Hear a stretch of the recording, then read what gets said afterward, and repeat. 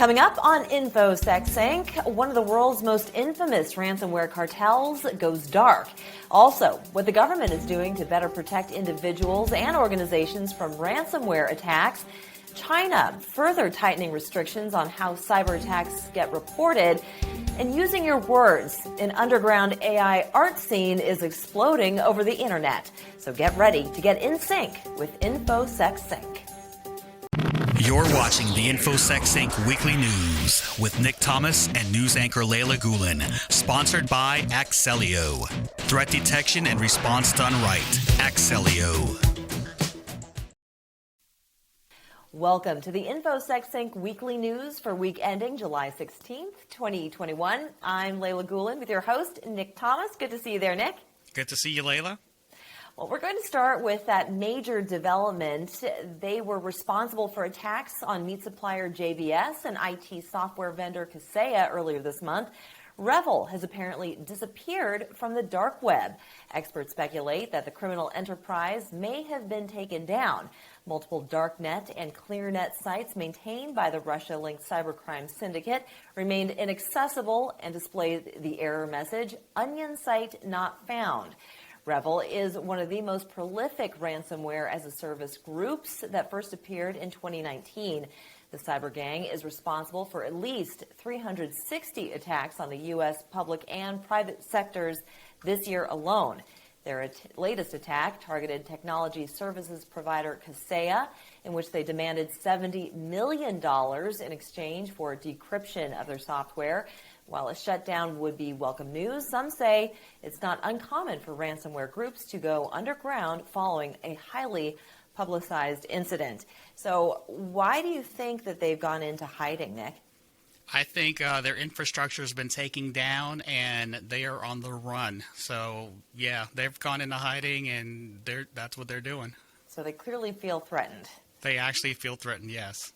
Yeah. Now, as far as people who were in negotiations with them, we have yet to hear about what they're going through, but I wish them good luck because there's no way to negotiate with anyone now to get any information that they have locked.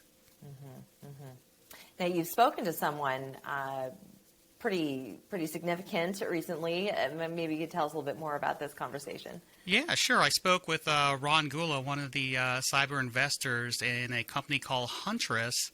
Huntress actually helped find the malware on the for the Kaseya malware, and here's what he had to say. So Huntress Labs was in the news recently. They found the big Revil, Revil. I've heard it said a lot of different ways, right. But they basically found that because they focused on the managed service provider market. I mean, they literally are the FireEye of the managed service provider market. So no wonder they were able to find this kind of stuff. Yeah. And you can hear more of that interview on my other episode that I will put up. Excellent. Thank you, Nick. It's a round-the-clock job detecting hacking attempts and protecting users from potential attacks. Known as zero-day, these vulnerabilities are unknown software flaws. Zero-day because of the number of days since a new piece of software was released to the public and obtained by hackers.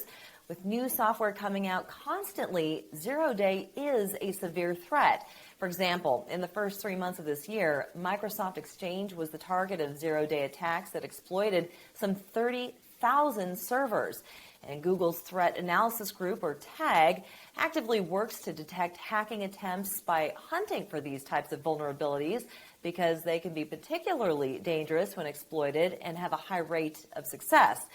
4 separate web browser vulnerabilities have been discovered so far this year, affecting Chrome, Internet Explorer, and Safari.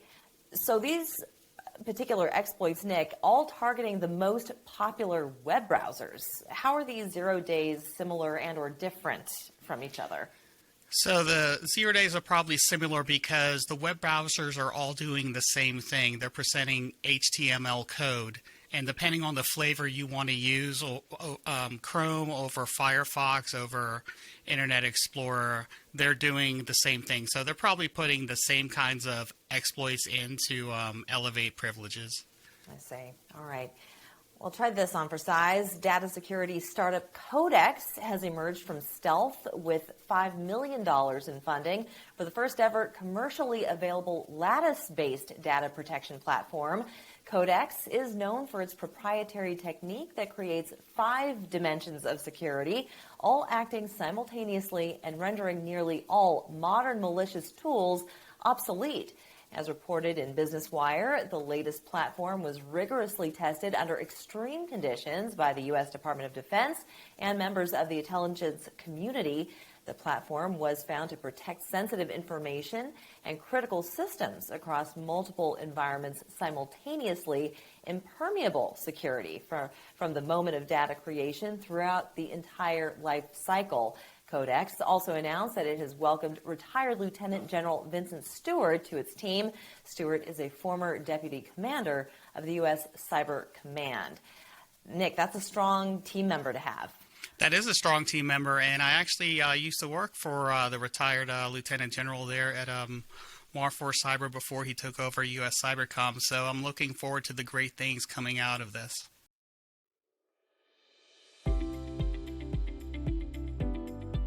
Hey, this is Jeremy Leisher with Excelio.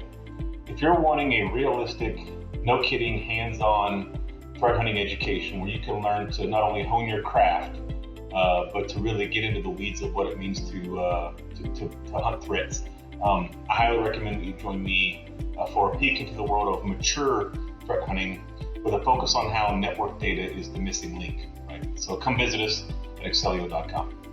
Sign up for the next free Hunted class, July 28th through the 29th at excelio.com/hunted. We see them every day, a web destination that either begins with HTTP or HTTPS. The latter gaining more and more popularity in recent years. These hypertext transfer protocols prevent eavesdroppers and attackers on the network from intercepting or altering data, which is why Chrome is continuing to invest in making HTTPS more widely supported. Beginning in M94, Chrome will offer HTTPS first mode, which will attempt to upgrade all page loads to HTTPS and display a full page warning before loading sites that don't support it. Users who enable this mode gain confidence that Chrome is connecting them to sites over HTTPS whenever possible, while more users are adopting HTTPS first mode in future versions of Chrome. HTTP connections will still continue to be supported. Chrome plans on taking additional steps to protect and inform users whenever they're using insecure connections. It sounds pretty significant. I mean, it's something that we all use, Nick. I'm curious, though, why shouldn't all connections be this HTTPS? I believe they should all be HTTPS. It's really up to the company or the individual that institutes the web page to make it HTTPS or HTTP. It costs a little bit more money to have an SSL certificate associated with your website, and that's what most people trust anyway. You know, they like to see the lock up there that things are encrypted, so their data is safe. So yes, that's what you get. Right, and for someone who doesn't pay close attention, there is always that little lock there that you see. Right, make sure the lock's there, yeah. HTTPS, right, exactly. All right, well, the U.S. government has announced new resources and initiatives to protect American businesses and communities from ransomware attacks. The U.S. Department of Homeland Security and the U.S. Department of Justice have launched a new website to combat the threat. StopRansomware.gov establishes a one-stop hub for ransomware resources for individuals, businesses, and other organizations. The website streamlines a variety of sources, individuals, and organizations to access for guidance and alerts.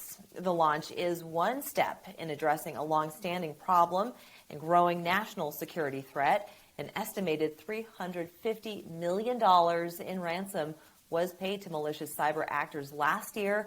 That's a more than 300% increase from the previous year. Well, 2 states have recently taken steps to bolster cybersecurity and data privacy protections. Connecticut and Colorado have enacted laws designated and designed to give certain legal protections to businesses that adhere to cybersecurity frameworks. In Connecticut, the law prohibits punitive damages being assessed against organizations in the wake of a data breach. Meanwhile, the Colorado Privacy Act grants residents the right to access, correct, and delete personal data held by organizations. These steps could signal a potential federal privacy law. However, numerous efforts to enact such a law have failed. It sounds like common sense, Nick. I mean, why wouldn't all states give their citizens the ability to have their personal information erased from organizations? I think this is a great effort for the states that are doing it, and I know it takes a long time for the actual law to go in. Europe's GDPR actually protects people over there more than it protects Americans here. You know, we don't have anything like that yet. President Biden just put in his executive order, but that's going to take a while for those things to develop. Chris Inglis just was formally sworn in as the nation's cyber director, so he's just getting things started to help President Biden's agenda on his executive order go through. So that's going to take some time. So that's why I believe these states are enacting their own laws until the federal laws come into effect. All right. Well, victims of cybercrime do come in all shapes and sizes, as you know. But according to a recent FBI report, those 40 and over have been the most targeted audience for phishing scams and scam phone calls, among others. Criminals know the money made from Gen X and baby boomers is much higher than the total from Gen Y and millennials, or those aged between 25 and 39. Nearly 800,000 complaints have been made, and more than $4 billion has been lost to cybercrime. ID theft and fraud are also hitting an all-time high. Another statistic shows Nevada experienced the highest number of reported cybercrimes, while Mississippi the lowest. And yes, I don't know about you, but I've received a lot of phone calls from these scammers, and I don't know if it's advisable, but sometimes you kind of like to play around with them if you know that they are in fact. So there's a lot of audio on YouTube and some other sites where people do play around with them. There's the famous one we get every day at work, which is the car warranty, right? Oh gosh, yes. I get 5 of those a day. It's ridiculous. Yeah, they're pretty funny. It is funny, but Nick, how many times do they have to be sending these things out until it just doesn't work anymore? Because when you get that deluge of phone calls, you know it's not real. So you'd think that they would be snuffed out at some point. You know, they keep doing it, so I don't know if that's because they're making money and people are actually paying it. So apparently they are. Maybe in Vegas, I find that pretty weird. Maybe there's a large older population. Maybe that's why it's so high there. That's true. Good point. Well, the United States Cybersecurity and Infrastructure Security Agency has issued Emergency Directive 2104 to require all federal agencies to apply available patches for the vulnerability dubbed Print Nightmare. The agency gave a 1-week deadline and warns that the vulnerability has been actively exploited by multiple threat actors. Microsoft's advisory also says the flaw has been exploited. So far, no information is available on the attacks. The vulnerability exists because the print spooler service improperly performs privileged file operations. The service offers restricted access to features that allow users to add printers and related drivers. If successfully exploited, the threat actor can compromise the entire identity infrastructure of a targeted organization. Microsoft has agreed to acquire security intelligence vendor RiskIQ. This is the company's 5th acquisition so far this year and will add to the company's cloud offerings as organizations move toward more hybrid work environments. A longtime Microsoft partner, RiskIQ offers global threat intelligence collected from across the internet and crowdsourced through its passive Total LLC platform and community of security researchers. Risk IQ helped scan for Microsoft Exchange vulnerabilities following the attack on the email server software in March. Over the past year, Microsoft has experienced high-profile attacks in addition to the Exchange email server attacks. And just last month, the nation-state group behind the SolarWinds supply chain attack also compromised a Microsoft support agent's system. Microsoft has released updates to patch at least 116 security holes in its Windows operating systems and related software. The company says that at least 4 of the vulnerabilities are under active attack, some being considered critical. Print Nightmare, of course, being one of them. Another is CVE 2021-34494, a dangerous bug in the Windows DNS server. DNS is used to translate IP addresses to more human-friendly names. Other products that got patches include Microsoft Office, Bing, SharePoint Server, Internet Explorer, and Visual Studio. Chrome and Firefox have also recently shipped important security updates. So be sure to take a moment and save your tabs and work, and then close out and restart that browser. And curious how active people do this, because, you know, unless you're kind of reading up on it, Nick, or watching InfoSecSync, do they know to do these things? The average user probably that's not cybersecurity aware probably doesn't know to do this. Luckily, they might have a function on their computer that does it automatically for them. If they don't have that set up right, they might have something flashing telling them that there's updates, or they could go into the start button, settings, Windows update, and do the controls there to make sure it automatically updates. Yeah, so make sure Other than that, it's behind the scenes. Right, and sometimes you see these things pop up, they just look like a nuisance or annoying. Don't ignore them. You really should. You just have to make sure that that is a warning that's actually coming from your computer and not some pop-up that might be malware. And if you have questions, contact your nearest cybersecurity person that you know, or go to the nearest store that could help you out. Good advice. Industrial giants Siemens and Schneider Electric released 24 advisories this week over vulnerabilities affecting their products. Some of the roughly 100 vulnerabilities have already been patched, while others are in the process of being fixed. Some of the issues related to parsing files. If an attacker can convince the targeted user to open a specifically crafted file, they can crash the application or achieve arbitrary code execution on the host system. Another advisory is related to the impact of 12 frag attacks flaws on Siemens Scalence wireless communications devices. Another warns of 2 serious code meter runtime issues that can allow unauthenticated attackers to remotely crash the server or obtain memory content. As for Schneider Electric, vulnerabilities were found that allowed attackers to change the charging station configuration arbitrarily, charge without authorization, or send arbitrary charging data records to the supervision system. Worst case scenario, what could happen if such an attack is successful? So depending on what they get a hold of, it could be a switch, it could be a controller. They could send too much voltage through the lines and start a fire, or they can increase something to what it's not supposed to be and do damage to that system. That's scary, yeah. Well, in another move to further tighten China's communist regime, tech experts who find a weakness in computer security would be required to inform the government. Under the new rules, the government will decide what repairs to make. Additionally, tech experts wouldn't be allowed to sell the information to police, spy agencies, or companies. Beijing has become increasingly sensitive about control over information about its people and economy. Companies are barred from storing data about Chinese customers outside of China. The ride-hailing service DiDi Global, which has recently made a U.S. stock market debut, has been publicly warned to tighten data security.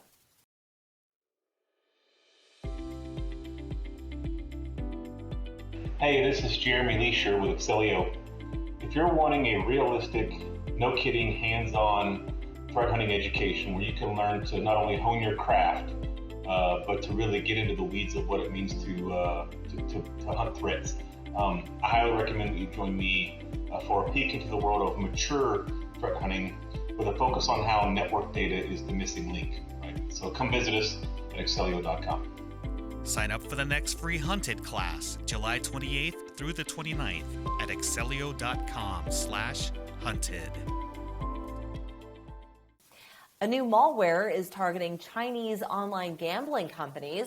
The attack involves deceiving gaming website visitors into downloading a malware loader camouflaged as a legitimate installer for popular but deprecated apps such as Adobe Flash Player or Microsoft Silverlight. The attack deploys either Cobalt Strike beacons or a previously undocumented Python-based backdoor called BioPass Rat.